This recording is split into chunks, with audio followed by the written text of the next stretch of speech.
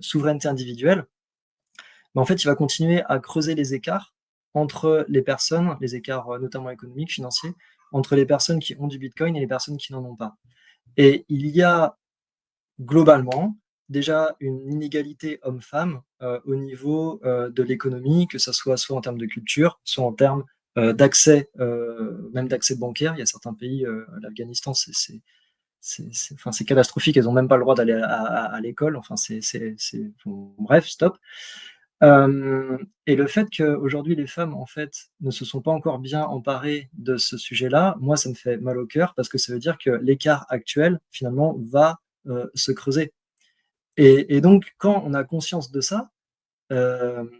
c'est dur de ne pas réagir. Enfin, en tout cas, pour moi, c'est dur de ne pas réagir, de pas avoir envie de dire: «Eh mais franchement, enfin fais quelque chose, renseigne-toi, tiens, tu installes cette application-là, tu mets 5 € par semaine, ou plus, enfin tu mets ce que tu veux, mais juste fais un petit truc, même sans forcément très bien le comprendre. Si tu veux, on en reparle plus tard et puis, dans 5 ans ou dans 10 ans,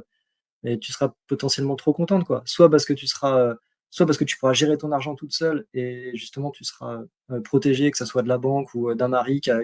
trop de vues sur tes comptes ou quoi que ce soit c'est parce que, bah, tu pourras, quitter un peu ton boulot, parce que ça te permettra de faire ta reconversion professionnelle ou de faire un projet de famille ou d'avoir les études de tes enfants ou juste de pouvoir souffler un peu parce que ton argent aura pas fondu au soleil, en fait.